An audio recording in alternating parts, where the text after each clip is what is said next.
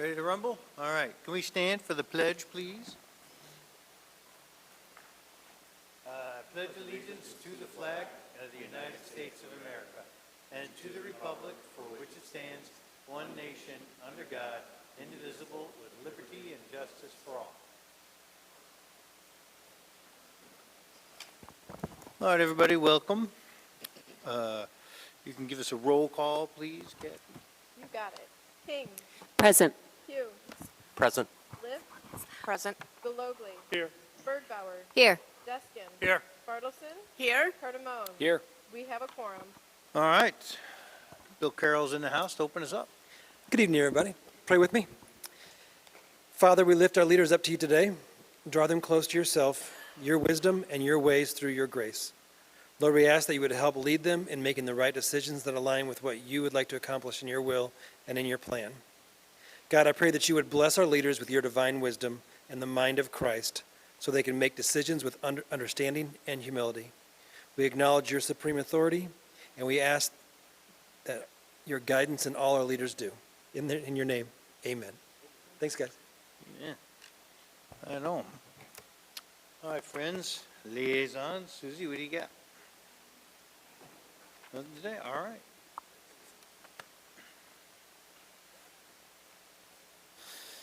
I only have one item. On Monday, January 12th, Officer Nathan Kasarik was promoted to sergeant at the Lockport Police Department. Nathan was hired on May 2nd, 2016, and has been a positive and dedicated member of the department since he started. Throughout his career, he has served as patrol officer, field training officer, detective, and shift officer in charge prior to this promotion. Sergeant Kasarik will be supervising the night shift B rotation. We'd like to congratulate Sergeant Kasarik tonight and look forward to this next chapter of his career. Right on. Thank you there. Anything else going down the line? JR, you got anything? I do. Oh, you already got, look at Robin, I man. do. She's on it. Steve still hasn't spoke up about a thing so far, liaison. Lisa's got me. I have a liaison report for the Finance Department. The city's year-end completed on 12/31. The Finance Department is now working on closing out the fiscal year. W-2s have been distributed, and 1099s will be finalized next week.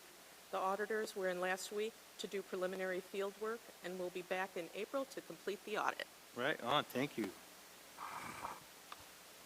All right, what do you got, JR? You got anything? No, I just wanted to thank everybody who participated in the leaf pickup. Once again, the winter decided to come back right in time for our leaf pickup, but I know. I just saw some pictures from Brian, and we were still able to collect quite a few bags of leaves. So thank you for all those who put their effort in, and we got glad. Thank you, Lockport, for getting them picked up. Yep, very good. All right. Anybody else got anything? Okay. All right, then we'll roll right into it, man. Looking for a motion to have a consent agenda tonight. Second. All right, Christina and Jonathan, all in favor? Aye. All right, so tonight we're looking for a motion we're looking to approve special city council meeting minutes from the 7th, our regular city council meeting minutes from the 7th, payroll period ending January 4th, our bills through the 13th, resolution 25-109 for the release of a bond at Silo Bend, resolution 26004, another release of a bond for Scooter's Coffee, 26006, which is a bond release at Oak Creek Phase 3A. There's ordinance 26001, approval of special use permit for auto body with outdoor storage, and 26002, which is the final development plans for Crash Champion. Resolution 26003, approval of concept plan for the corner of 159th and Farrell for the Duncan's Baskin. And then Resolution 26005, accept proposal for construction engineering services for task order number 7, not to total more than 356370. Oh, looking for a motion to approve. Second. All right, Joanne and Suze, can you do a roll call, please? You got it. King. Yes. Hugh. Aye. Liff. Sorry.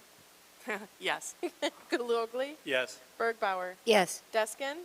Yes. Bartleson. Yes. Cardamone. Aye. Motion passes. All right, next we're looking for a motion to approve resolution 26001, which is manhole rehabilitation. You want to take that, Brian? Yeah. Well, I guess I need a motion. I'll make that motion. Darren and JR. All right, thanks. All right. Darren, JR. All right, the city opened bids on January 8th for the 2025 manhole rehabilitation project. We only received one bid from Advanced Rehabilitation Technology Company in the amount of $201,789. Wait, $201,789.01. Sorry, the 1 cent kind of threw me. So you had a memo that was put out and a resolution and a bid tab. There was an error when the bidder submitted. In there, they had a calculation error of $10,000, which when I used the bid that was red, and I ended up putting the memo together and never really looked back at the bid tab to confirm that there was a read out error. So once that was brought to my attention, everyone has a copy of the resolution and the corrected bid tab on there. So the price is $10,000, but what was red is in the green and what was corrected is in the yellow. It does happen occasionally. Normally we catch it and I catch it in the memo and it goes on, but it was something that I overlooked when I was putting together the memo. This project basically what it's for is for preventing lining our sanitary manholes. What we have is we discovered about 16 manholes that were buried a few years ago. These manholes, because they were buried, ended up trapping the H2S gas, which is a very corrosive gas, naturally in the sanitary sewers, but because it's trapped, it ended up corroding the concrete. So the concrete gets worn out, and believe it or not, you can actually see like the extra rebar and stuff that's in the manhole. So by lining this, we will prevent us from having to do full replacement of these manholes, and it also is a process of helping us reduce I&I, which is our long-term goal, to try to reduce stormwater from getting into our sanitary system and down to our treatment plants and everything. So I'm recommending approval of the revised resolution number 26-001, awarding the 2025 manhole rehabilitation project to Advanced Rehabilitation Technology in the amount not to exceed $201,789.01. Are all these manholes on the same property there? Their Serenity is where most of them are at. This is Serenity Landing. It kind of goes through that back area along the creek. These manholes were actually installed as part of Willow Walk, and they tie into, the sanitary line ties into Lago Vista. So it's not actually part of Serenity, it's on the back side, but Serenity will end up tying into it in the long run, kind of like you can kind of see the line from the circle to the left as it goes into that sanitary line. The other manholes are actually right by the Public Works building at the end of Prime, where you can kind of see the highlighted yellow in the top right box. Those manholes are actually within the creek line of the drainage ditch, and those were buried underneath the waterway. We brought those up, and now we're looking to line those manholes. So And so all these in Serenity are all in the public right-of-way? they're on an easement, yeah.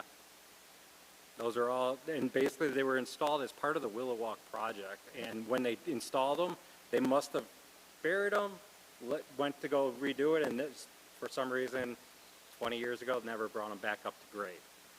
Same thing with the Prime Boulevard. When that was put in, those were buried underneath, and then the ditch line was and they've been underwater for quite a bit of time, so. All right, and I'm confused. Did we have this, did we talk about this at Committee of the Whole, or has this gone straight to?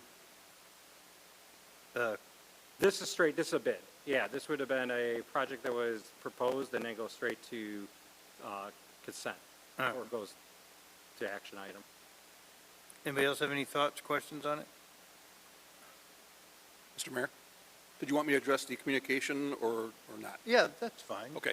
My understanding is that many of you, if not all of you, received an email from the District Laborers Council regarding this bidder, alleging there were some OSHA violations by the bidder. Brian and I looked into it. We pulled the actual tickets from OSHA. They relate to a job site in Michigan, the state of Michigan, from 2024. All 5 of the citations that were mentioned in the email that was sent to you were from the same job site, same incident, same day, all have the same control date. They did not involve anything that was criticizing the performance of the bidder, advanced rehabilitation technology. They were safety items, employees not wearing respirators when they're supposed to in a confined space, things of that nature. That analysis, combined with Brian's previous experience with this vendor, this bidder, made him comfortable, but he did reach out to Advanced Rehabilitation Technology, and we received a letter dated today from David E. Rogers, R-O-G-E-R-S, who's the safety director of ART that was hired in response to those violations back in 2024. It's a 3-page or 2-page letter. I've sent that to all of you so you could review it.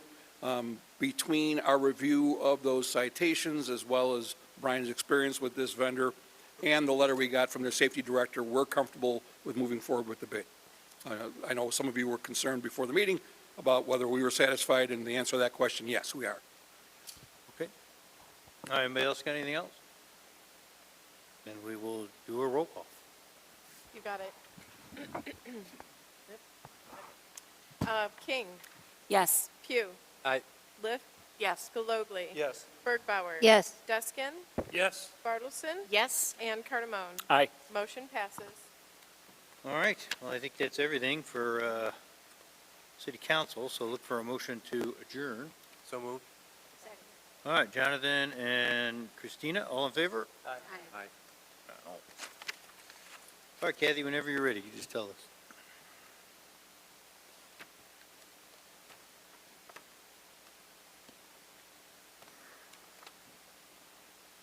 Okay, I'm good if you are. Yeah, please. All right, roll call for Committee of the Whole. King, Present. Pugh, Present. Lift. Here. Galogly. Here. Bergbauer. Here. Deskin. Here. Bartleson. Here. Cardamone. Here. We have a quorum. All right, so first thing on the agenda is ordinance 26003, vacating some property. What do you got, Mike? Thank you, Mayor and council members. This is an effort by Public Works and Engineering to review parcels of city-owned property that are in rights-of-way that we weren't utilizing in an effort to relieve our obligations of those properties and to transfer those properties to adjoining property owners so that mowing, snow removal, maintenance, et cetera, would then fall to that property owner. Brian and his department identified a section of 3rd Street west of State, east of the railroad or Commerce Street, that is still currently owned by the city. There are property owners to the north and south of that. We reached out to them. One responded to us. They were interested in obtaining half of it. The other did not respond, but by operation of law, if we vacate that street, it does get split down the middle and goes to each of the 2 property owners. It's a way we could transfer this property without having to go to bid if we wanted to sell this land, which wouldn't really be useful to anybody but the 2 property owners. We would have to go to a bid process and have an auction for the property. So what we're looking at is approximately 11 1/100ths of an acre each to the 2 property owners, one to the north, one to the south, for our vacation of that section of 3rd Street that we weren't using anyway. I believe Brian's department has already done the rehabilitation work along the curb. Is that correct? Correct. Yeah, and we've removed anything that resembled a roadway there. And we have communicated, as I mentioned, with both property owners. So what we're looking for is approval of AT1, Ordinance 26003, vacating a portion of 3rd Street west of State Street right away to the 2 adjacent property owners for advice or consent. All right, so that's, was it Godfathers and S&S or something? Okay. All right. Thoughts, concerns, questions? Something we commonly do, so, all right, everyone's good with consent then? All right, thanks, Mike. Public Works, what do you got, Brian? All right. First one I got 2 of them, but first one is the city engaged EEI, Engineering Enterprise, Inc., to conduct a comprehensive alternative water source study, which will evaluate the pros, cons, and costs of staying on our deep/shallow wells, or partnering with a water agency to connect to the Lake Michigan water. The study will assess system conditions, water main, or future water demand, long-term cost, and rate impacts for both the current well system and our 4 potential Lake Michigan providers, which would be the Grand Prairie, Illinois American, Bedford Park, or Oak Lawn. While identify the connection routes, we'll also identify the infrastructure needs and the competitive advantage. Deliverables will be a full report, cost analysis, and a presentation to the City Council. The work is scheduled to begin in March of this year and should conclude sometime by January 1 year from now, basically January 2027. I'm looking for approval to place resolution number 26-006 or 008 to task order for the alternative water source study from Engineering Enterprises, Inc. for a total not to exceed fee of $327,511 on consent agenda for the next city council. All right, I think you said this, but let me confirm. Yeah. So when they do this study, there's 3 different municipal leads here and there's 1 private. And then it also takes into account like what they think the cost of well, maintenance is and any kind of remediation that has to happen, so that way we can balance it and make it. Yeah, so we're going to look at our existing system, what upgrades are needed, what's our capital plan for if we stayed on our existing system. Yeah.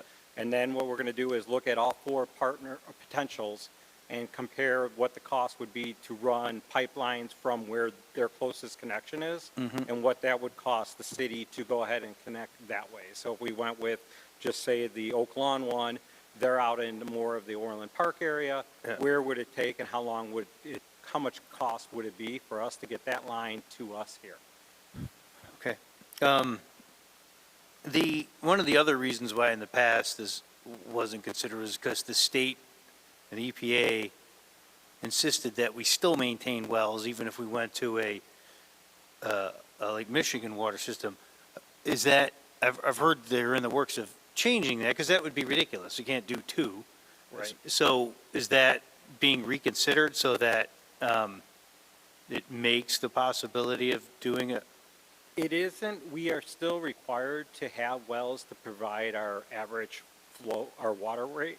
So we could probably get rid of a few of the wells, but we would still have to have that as an emergency. So the emergency, we could never switch back to the wells just for like a day or 2, but it would be something that if there was a significant event at Lake Michigan where the water system was completely taken offline and we were no longer be able to use that water system, then we would be able to revert back into our wells and provide quality water. So you do have to maintain the wells. All communities that are currently on Glen Ellen and anyone else that would have Lake Michigan water now will be required to do that. Same thing with storage. We would have to provide double our normal our amount of storage for water that we use. So right now we're around 2.5 MGD. We would have to have 5 MGD worth of storage so that we can survive if there was a down for a day or something. We had enough water to provide to our residents without having to go to wells. So. I mean, I understand the need for storage. That makes sense in case something's down that we have storage. But the idea that, it kind of, to me, the point of this is like, it made sense if we didn't have to maintain our wells. Now we still have to do all the cost of remitting our wells and then the cost of adding this. We wouldn't have to maintain our treatment plants, so we would eliminate all the treatment plant portion. You mean So the taking treatment for iron- water coming out of the well? Yeah, so we wouldn't have to treat it. You would just be maintaining the wells for pumping purposes only. So the only reason you'd ever switch that is because you needed to provide clean water that would still be drinkable, but obviously if you don't treat for the iron, you don't treat for any of the other chemicals and stuff that we treat for now, it would be there. But we would still, we'd still be taking out those things, so you'd save on that portion of it, so the median filters and stuff like that, but you would still have to maintain the wells pumping. But we would not have to keep up with our complete allotment. We'd probably strategically choose which ones are our best wells to have, which ones we've had the least problems, and then just maintain those so we can provide water when, if needed ever, due to emergency reasons only. Okay, anybody else have questions? Yeah, what does that maintenance entail? Like, Sorry. Yeah. Go ahead. what does the maintenance entail? Like a regular well, you're running the pump 24/7. We would do Standby, routine. it's just like a daily.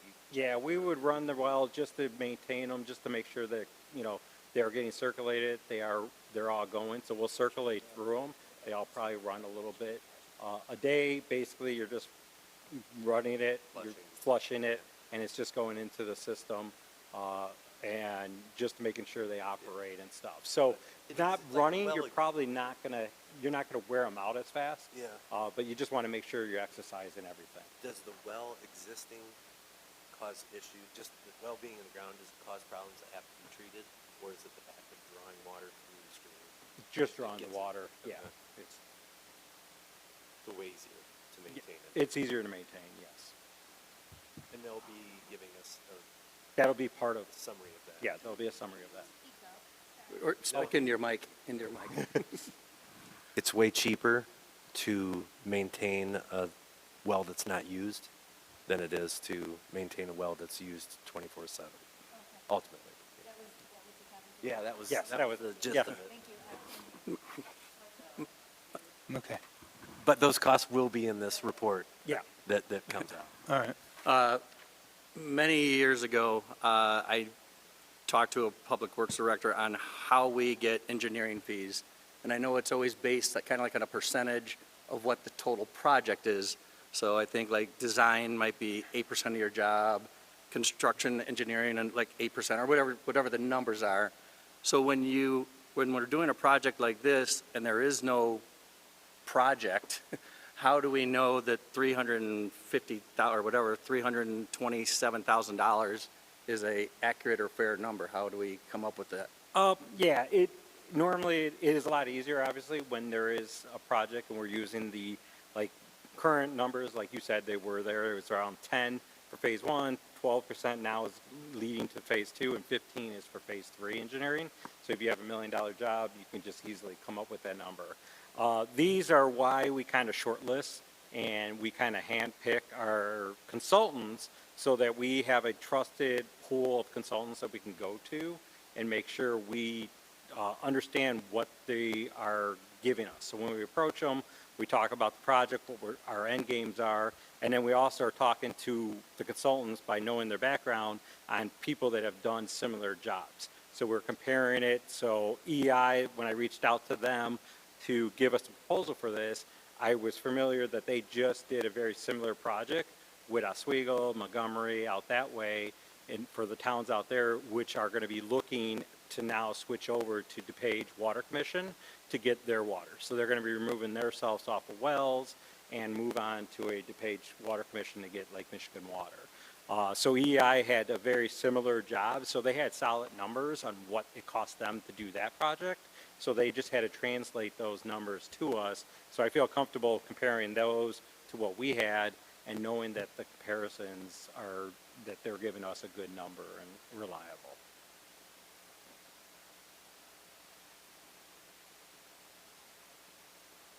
All right, I mean, can you put it on for an action item, please?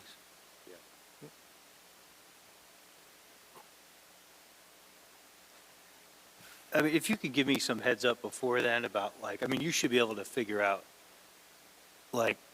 backing out how much it costs to treat our water now, that give me some understanding of whether or not that this makes any sense.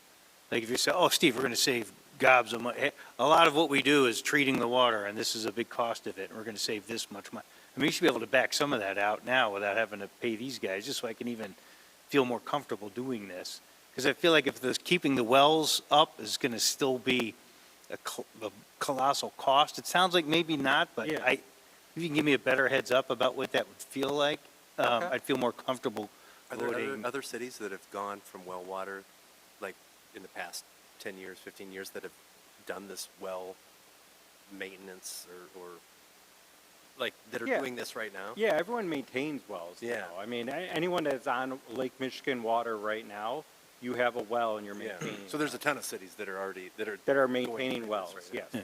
And so I guess just a rough number, if you can get to me sometime in the next 2 weeks, it says, look, if right now maintaining all our wells costs 10 million a year, kind of doing it in a dormant state's probably going to be closer to a million, right? If Okay. That's what I'm looking for, some generalization. Okay. Not like, it's going to go from a million to, or 10 million to 9,500,000. That's what I'm trying to understand. I want to see what the You big got it. difference is, just roughly. Thank Okay. you, I appreciate it. All right, thanks, Brian. What else you got, man?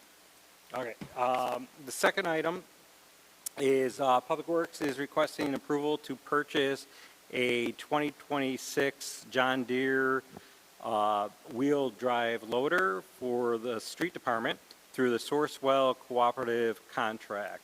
The equipment, it will replace our existing 2008 John Deere loader, which is 18 years old and has reached the end of its reliable service.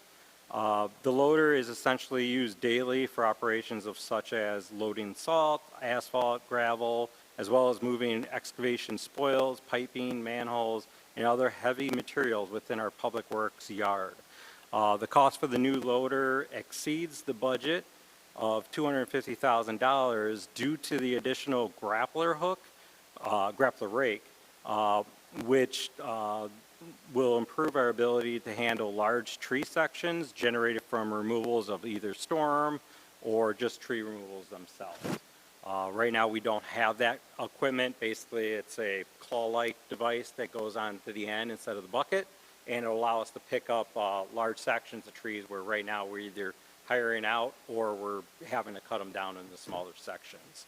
So I'm asking to place resolution number 26-009, authorizing the purchase of the loader for the street department for a total not to exceed $270,563.78 on agenda for the regular scheduled city council meeting.